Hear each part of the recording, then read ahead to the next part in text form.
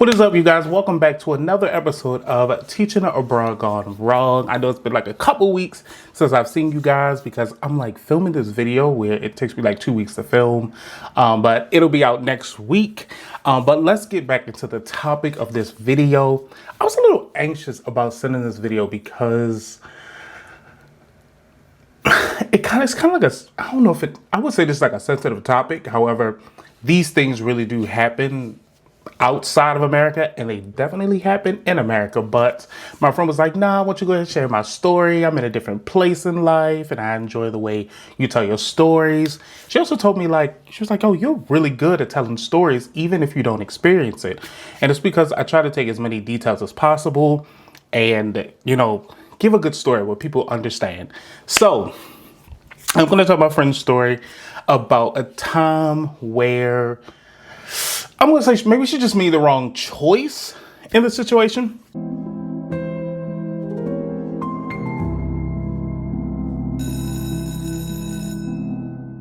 All right, so this all started about 5 years ago. My friend, she was looking into teaching abroad, and she didn't want to go anywhere too extreme like Asia, where she probably would have to learn a new language. I think that's not really what she wanted to focus on. She wanted to go somewhere where either she knew the language or it was not going to be drastically different from the language that she knows. So she ended up looking around for teaching positions in, I think, about 3 or 4 countries. She ended up doing some interviews and she got this. I'm not going to say one particular interview because they were all interview requests. And she did this interview with this guy. Now, for those who do not know, if you don't teach English online, when you're applying to schools, you actually have to send a picture of yourself along with your resume and contact information. So by the time you get that interview request, they know what you look like. They have an idea of what you look like. So she said the interview started out like pretty normal. Like it was just any other interview, how much experience you had. Tell me about your experience. How would you teach this? Questions, involving your teaching techniques, like a pretty normal interview. She said the only thing, now that she looked back on the situation, was there were certain questions that were like, For example, she was asked whether or not she had a boyfriend. Did she know anyone in that country? And some of you probably thinking like, well, that's not a weird question. Yeah, it kind of is. I would say it's a weird question only because if I'm going here to work at this job, you should not be concerned about if I know 10 people, 2 people, 100 people. Me knowing those people, it doesn't do anything for the job. You should just be worried about my experience and my techniques as a teacher. I have been asked a couple of these questions before inside of a interview, and I've lied about it every single time. So whatever it is. I will say, if someone be like, oh, do you know people here? I'll be like, yes. And for women, I'm gonna be honest with you, I would say always lie. Don't tell an employer that you don't know anyone and it's only you in a country. That's just what I would do for women's safety. For a man, you can say what you want. For me, I always be like, yep, I know people. Maybe a week or 2 later, she got a email saying that the position was offered to her. She got other positions too, but what really drew her to this particular location was that they only worked 4 days out of a week. So out of 7 days, you only worked 4 days, and the pay was really great as well. What was a red flag that she kind of thought at that moment was in the email, there were things like, oh, I'm so happy to work with you, or I can't wait to meet you, and we are going to have a lot of time. We're going to have like a good time together. Do something along those lines. It was always like pronouns used where it kind of seemed like he and her were going to have a good time, or he couldn't wait to meet her, even though you just met her on camera. Maybe he met in person. I don't know. But she kind of was like, but the amount of money that was being offered, the days of the week that she was going to be working, she was like, you know what? I'm gonna go ahead and take this position. So fast forward, I think it was like, she said 2.5 months later, because it wasn't like that same month. Usually, even in Korea, when you are doing your interviews, that same month, unless you are doing everything late, you're probably waiting like 2 to 3 months before you actually fly out. Sometimes 6 months, depending on how early you want to do it. So she said about 2.5 months went by. She, flew to the country, found an apartment on her own, and she was starting training. Now, she said during training, she was there with how many other people? She said it was more than 5. She didn't say a specific number. So it was like her and maybe 5 plus people. So let's just say like 7 or 8 people. And they're all training. It was a really big school. That's one thing she said. When she went there, she noticed it was like a huge school. It was one building and it was about 5 floors. And they were replacing 7 or 8 teachers. I don't know, somewhere between 5 to 8. They were replacing that many teachers. And training went as usual. You know, she met him. Or again, she met him in person. She met a couple other people and they were going over, you know, what's expected, the job duties, materials, you know, everything you need to know during your training period. But in this instance, she said at that moment, she felt like something weird was going on because training was over like a week period. And during that week, anytime there was a question that was going to be asked, or what is your experience on this? Or what do you think about this? He kept calling on her. Like every single time. And it wasn't like she was like the second person or the third person being called on. She kept being the first person that he would call on to answer questions. And she just was like, why is he doing that? You know, I guess she wasn't thinking. Maybe she was just overwhelmed with like, oh, I'm in this new country. I got a job. I got an apartment. She didn't really think about it too much, but she kind of like the back of her mind was talking, like it was really talking to her. So she would answer the question. And then throughout that whole entire week, you know, they would all have lunch together, try to get to know their coworkers and the other new people there. They would also have lunch with, I guess, the trainers, him and the other 2 or 3 other teachers and that were like training them and everything. They would all have lunch together. And every day for that entire week, he would sit next to her during the lunch period. And she kind of knew something was going on, but she didn't like say anything. So, you know, she had in conversation, she like engaged. She didn't want it to be like awkward or whatnot, which I definitely do understand. I would have did the same thing. But once work was over, I would have gave you the cold shoulder. But anyway, while they were at work, she was like, you know, she didn't mind. She talked to him, you know, asked him stuff about him. He asked stuff about her, but also everyone else was talking. So it wasn't just like them two were just intimate. It was all in like a group setting. All right. So they got to the point, I think she said it was the end of the week or like the last 2 days of training, and they wanted to show the new teachers where their desks would be. Now, she said this school was big, so all of the teachers were not actually teaching in on the same floor or the same department, something like that. And she was only sitting with one of the teachers, not sitting with them, but like a teacher's office, you know. She was only in there with one other new teacher, and she really didn't know the girl like that. You know, they had small talk or whatever, but they weren't like besties or weren't like really close friends. And also she didn't live near any of the other teachers. Don't know where the other teachers live, but I'm basically saying she didn't have like any type of small connection, or the girl really wasn't even an acquaintance with her. She was just, you know, a coworker. So they ended up getting their desk, and she did say the day before she was going to teach, she noticed like she didn't have really like pencils, pens, maybe, you know, stamps for the kids. She didn't have like what's that thing? A stapler, staple remover. You know, they're basic things that you do need as a teacher. So, and I think I went over that in one of my videos, like you should make sure you have these things. So she talked to someone who wasn't him. She said, oh, I need these things. Like, do you guys have, you know, a supply closet? What do you provide the teachers? The teacher or the person that she talked to said, oh, 1 second. She doesn't know how, but it ended up getting back to the guy, and the guy just came out with like a bag of pencils and pens. And he allowed her and the other girl to choose from them. He was like, oh, everything else that you need, I'll make sure the school gets it for you. So that first day she was teaching, she came in and there were like, you know, color paper, a regular paper. There were folders. There was more pencils and pens. There was a sharpener. Like, he gave her all this other stuff, but there was also a sticky note, like a pack of sticky notes, but they were open. And he wrote on like the first sticky note was like, oh, I hope you got everything that you need. Tell me if you need more. Wink. And she was like, huh? She was like, you know what? Whatever. Maybe he's just being nice. She said she just took it as like, maybe he was being nice, because she did notice On the other girl's desk, there were things that was on her desk too, but there was a pack of sticky notes, but they were unopened and there was no note there. So she just like, like it just made her scratch her head. Like I'm scratching my head. Like, but she kind of just took it as like, okay, maybe he's just being nice. He talked to me a lot, blah, blah, blah. So some months go by and she's not really friends with the other people because, again, it's a big school. So all those people that she saw in training, she said she virtually never saw them. Maybe walking to the bathroom or everyone was leaving out for the day. Then she saw them, but she had not built any bonds with really anyone at work. So some months go by.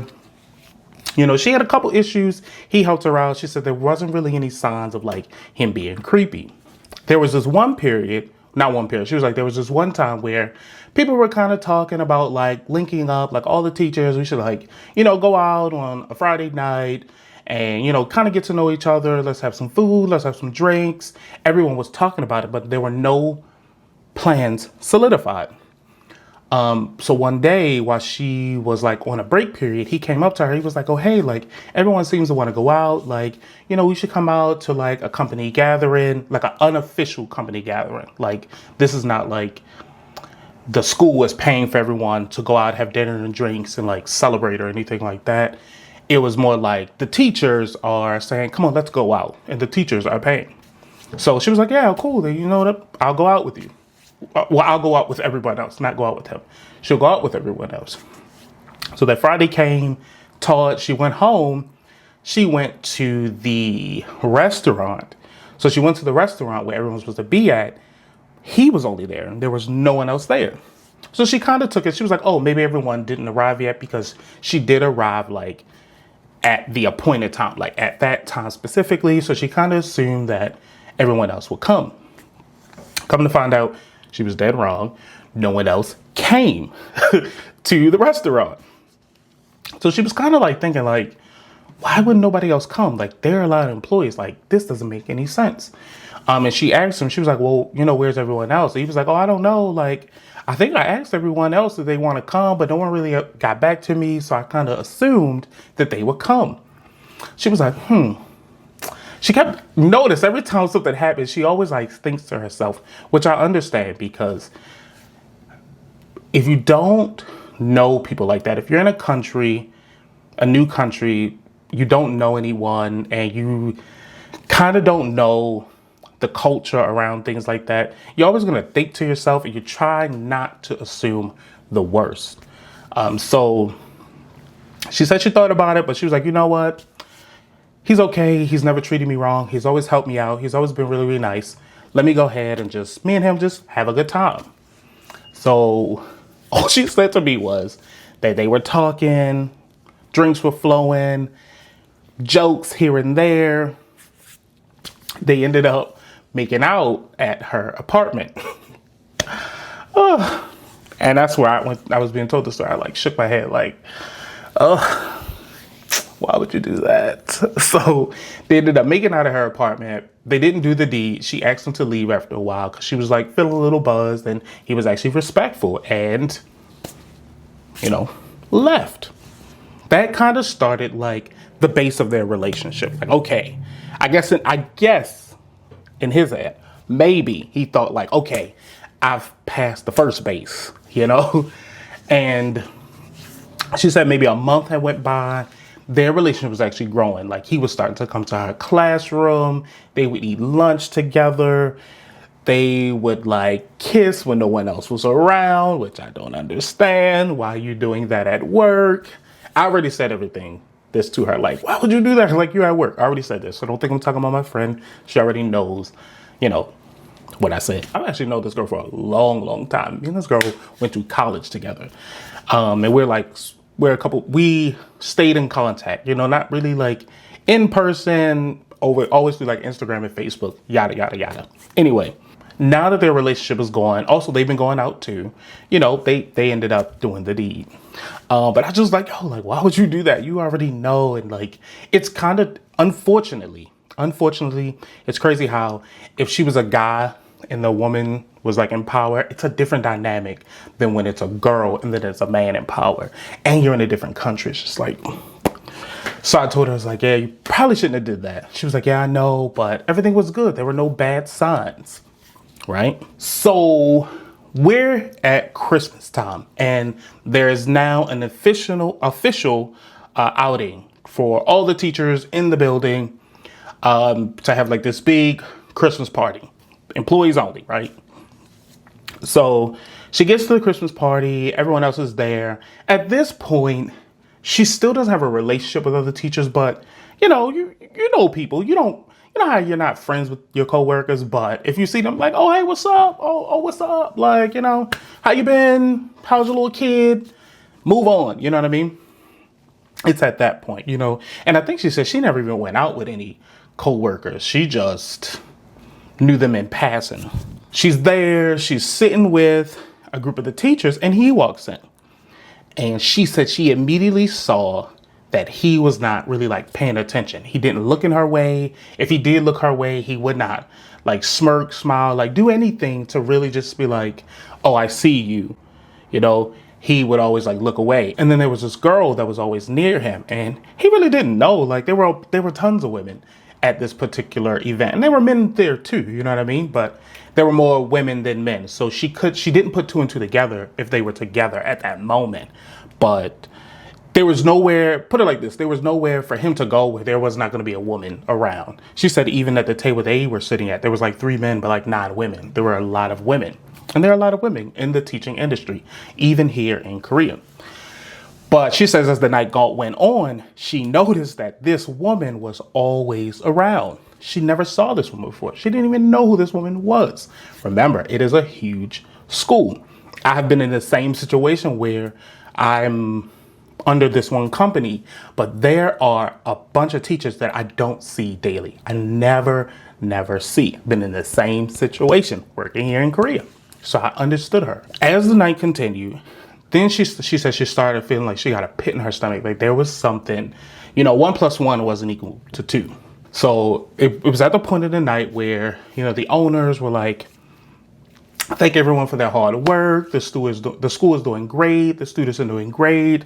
We see more business in the future. Everyone goes up to cheers, clap, and he kisses the woman that he has been standing next to the whole night. She said in that moment, when she saw that, it was kind of like, I'm gonna be honest, I think this is what she kind of said. I'm gonna explain what she said. She said it felt like, how like in cartoons where the character sees something shocking, the screen goes white, you see the cracks, and then it just shatters. She said she felt just like that. He had lied to her. Now, what I want to point out that I did not say, and I purposely didn't say it, was neither one of them ever made it seem like they were in a relationship. However, based on the conversation she said they had, it was kind of like they were exclusive. They were working towards something. So for him to do that in front of her, knowing that she was there, it just like really hurt her. And it really hurt her feelings. And she said at that moment, she kind of like threw her little wine back, put it down, and she walked off really fast to the women's bathroom.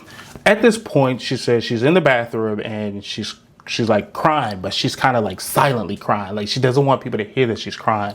Other teachers were wondering like, where did she go? So they ended up finding her inside the bathroom, and they were asking her, everything is okay. Is she okay? And when you're crying, your voice isn't the same as what your normal voice is. So she was like, yeah, like I'm okay, it's all right. And one of the other girls, they knew she was crying. It was like, come talk to us. Like, what's going on? Everything was like in a cheerful moment.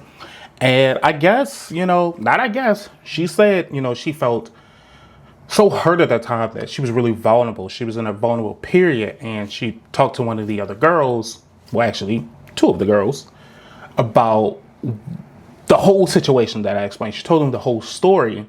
And the 2 girls were like really shocked because they knew that he was in a relationship with someone that already worked at the school. But what was even crazier is that when she's telling them the 2 teachers, they're both shocked as they are like hearing the story of like what is going on. She said she could see it in their faces.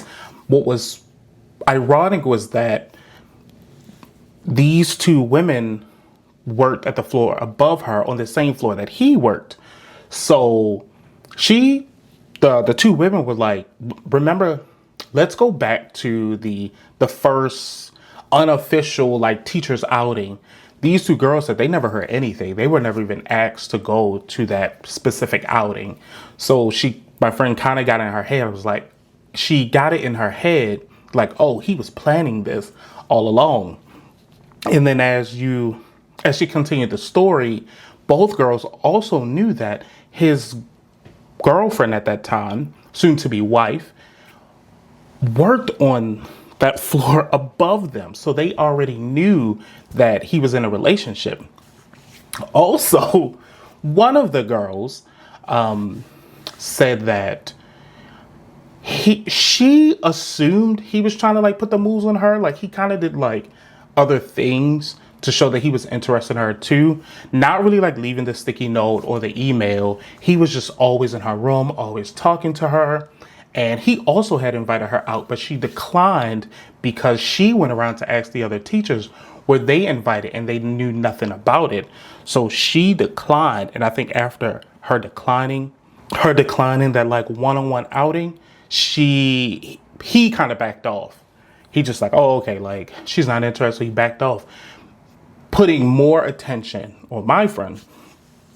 And it was just kind of like a full circle moment in that bathroom. She said they were in the bathroom for like an hour talking about the situation. And then they just advised her to just like cut him off. Like, don't let him have any access to you. Like, stop seeing him. You see how he just played you in front of your face. She agreed. She was like, no, I'm not dealing with him anymore. So basically after that night, I think they had like a holiday, 2 weeks or something like that. And when they went back to work, he was like in her room and she was giving him the cold shoulder.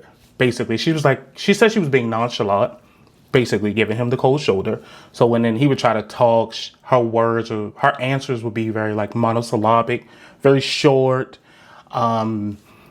He never asked to go out again after that. And I think, well, she thinks versus I think the same time is because he knew that she saw him with that other woman.